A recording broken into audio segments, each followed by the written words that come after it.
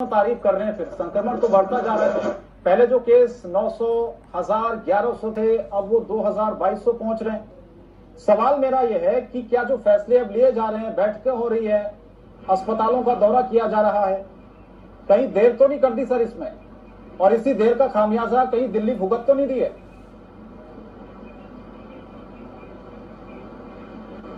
देखिए, ऐसा है कि टीका टिप्पणी करना जो है सबसे ज्यादा सरल कार्यक्रम है। किसी भी विषय पर आप टीका टिप्पणी कर सकते हैं बिना उसके धरातल या जमीनी हकीकत को जाने हुए।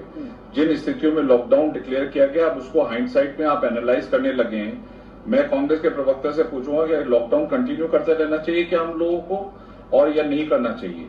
लेकिन जिस परिस्थितियों में लॉकडाउन का डिसीजन लिया गया वो पूरे विश्व में उसका सराहना की गई। और मैं ये नहीं कह रहा हूं कि सही किया या गलत किया, परिणाम अंतोगत्वा ही बताएंगे कि उसका क्या हुआ। लेकिन मैं आपको एक वॉशिंगटन बेस्ड एक एजेंसी है which is highly recognised agency, उसने कहा है कि अगर लॉकडाउन मोदी जी डिक्लेयर नहीं करते तो आज शायद संक्रमण की स्थिति 70 या 75% ज्यादा होती।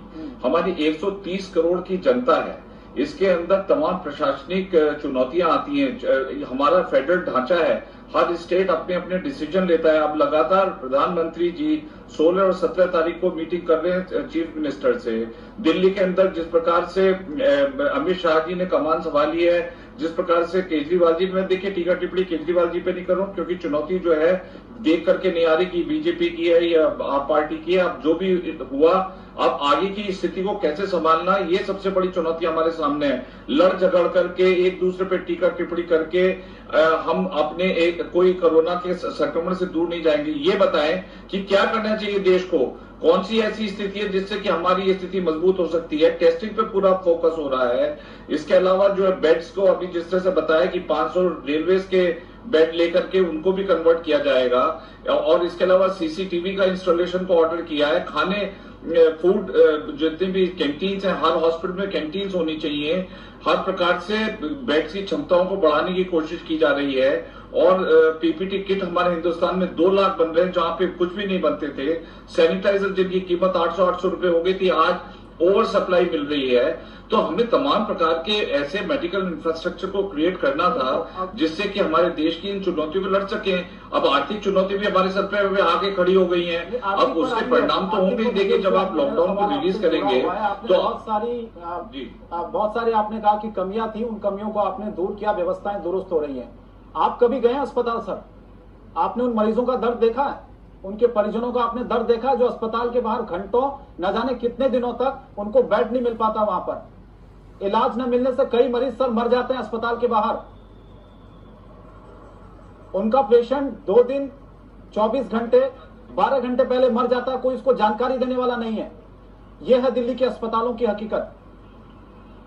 अच्छी बात है, ये चीजें हो रही है, मैं इससे इनकार नहीं कर रहा हूं, तो दिल्ली, लेकिन ये सच्चाई डराती है कि नहीं डराती है?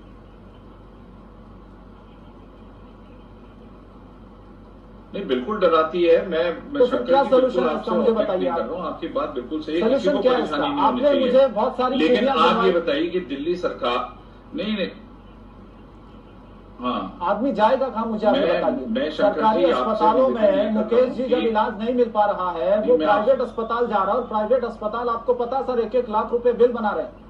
बाकायदा उन्होंने अपनी एक रेट लिस्ट जारी कर दी है। उनके हौसले तो इसीलिए बुलंद हुए ना, उनको पता है कि सरकारी अस्पतालों में एडमिट नहीं हो रहे, वहां पर जगह नहीं है, व्यवस्थाएं नहीं है, मजबूरन इंसान को वहां पर आना पड़ेगा। कोई अपनी जान थोड़ी ना गवा देगा। तो व्यवस्थाओं में खामियां तो है ना इतनी सारी। नहीं तो आप ये दिल्ली के विषय में बात कर रहे हैं, तो मैं समझता हूं कि ये आपका सबसे ज्यादा सवाल आप पार्टी के प्रतिनिधि मेरे दोनों से है, न कि हमसे। आम आदमी पार्टी से भी है और आपसे भी है। मैं इसलिए आपसे पूछूंगा कि आम आदमी पार्टी के ऊपर आप जिम्मेदारी डाल के, या केंद्र सरकार की कोई जिम्मेदारी नहीं, आप बोल दीजिए आज कि केंद्र सरकार की इसमें कोई जिम्मेदारी नहीं। हम शंकर जी, मेरा आपसे निवेदन है, मुझे 1 मिनट दीजिए। मैं आपके सवाल का आपका गहरा सवाल है और गंभीर सवाल है, इसका कोई राजनीतिक जवाब नहीं होना चाहिए, लेकिन मुझे बोलने का मौका दीजिए आप 1 मिनट। मैं ये कह रहा हूं कि दिल्ली संघीय ढांचा के अंदर जब दिल्ली ने अपनी पूरी जिम्मेदारी केजरीवाल जी ने पकड़ी कि हमने वर्ल्ड क्लास इंफ्रास्ट्रक्चर क्रिएट किया हुआ है, हम टेस्टिंग बढ़ा रहे हैं। इन्होंने आप देखिए सारी उल्टी गिनतियां गिनी है। पहले टेस्टिंग कम कर दिए, पहले 5000 होती थी, फिर 3300 कर दिए। दिल्ली हाईकोर्ट ने इनका कॉग्निजेंस किया, सुप्रीम कोर्ट ने इनका कॉग्निजेंस किया है। नहीं, वो गलत कोट कर रहे हैं। आईसीएमआर ने कहा कि टेस्टिंग मत करिए, आईसीएमआर ने कहा सिर्फ दिल्ली के रेजिडेंट्स को भी टेस्ट करिए, आईसीएमआर ने कहा कि दिल्ली पर के बॉर्डर पे आप सीलिंग कर दीजिए। आईसीएमआर ने कब कहा ये? जब मुझे एक भी आईसीएमआर की गाइडलाइन दिखाइए। देखिए 9 बिंदु की गाइडलाइंस है, उसमें कहीं पर भी ये नहीं लिखा कि टेस्टिंग कम करिए आप। हम तो कहते हैं कि टेस्टिंग आप बढ़ाइए, आपने कम करिए टेस्टिंग। तो ये कहां पर बीजेपी को आप कहां पे दोष दे रहे हैं इसमें कि मोदी सरकार ने उनसे टेस्टिंग नहीं बढ़ाई? ये तो दिल्ली सरकार ने जिम्मेदारी लेकर के कि संक्रमण नहीं बढ़ेगा, दारू की दुकान खोलने का निर्णय केजरीवाल जी ने लिया है, हमने लिया है। जिस तरह से सोशल डिस्टेंसिंग चरमराई है उसकी जिम्मेदारी कौन लेगा? तो अब आप मुझे ये बताइए कि हम ये नहीं, मैं इसको इस दलदल में ले जाना नहीं चाहता था बहस को, पर आपने मुझे मजबूर किया कि मैं इस बात को उठाऊं कि दिल्ली सरकार हर तरीके से विफल रही है और इस वजह से ही आज उनका ऐप फेल हो गया है। ऐप के अंदर बता बेड कुछ रहा है, लोग एक अस्पताल से 3 अस्पताल जा रहे हैं, सब जगह उनको बेड डिनाई हो रहा है। फिर उन्होंने एफआईआर फाइल की है सेक्शन 188 आईपीसी में अगेंस्ट गंगाराम हॉस्पिटल, वो डिमोरलाइज हुए। डॉक्टर लाल की लेबोरेटरी को इन्होंने डिस्क्वालीफाई किया, प्राइवेट हॉस्पिटल्स को इन्होंने डिस्क्वालीफाई किया। इन्होंने जो टेस्टिंग के जो प्रोटोकॉल बनाया वो इतना बड़ा बनाया कि एक साधारण व्यक्ति टेस्टिंग करा ही नहीं सकता। तो ये तमाम जो इस प्रकार की प्रशासनिक व्यवस्था या राजनीतिक व्यवस्था हमारे केजरीवाल जी ने की है, मुझे लगता है उनको पॉलिटिकल क्वारंटाइन की आवश्यकता है। जिस प्रकार से उन्होंने दिल्ली राजधानी है देश पे, तभी लेफ्टिनेंट गवर्नर ने उस पर इंटरवीन किया कि आप ये क्या बात कर रहे हैं, आप दिल्ली को अपनी सल्तनत बना रहे हैं कि दिल्ली में सिर्फ दिल्ली के निवासी काम करेंगे। तो फिर बीजेपी के पास कोई चारा नहीं था, अब अमित शाह ने उनका बागडोर संभाल लिया है। अब आप देखिएगा कि आगे व्यवस्था कितनी तेजी से, चलिए हम देखेंगे व्यवस्थाएं कितनी दुरुस्त होंगी। मैं लौटूंगा मुकेश जी आपके पास। डॉक्टर अनिल सेठी जी मेरे साथ जुड़ रहे हैं। डॉक्टर साहब आप ये बताइए कि संक्रमण रोकने की अब क्या रणनीति हमारी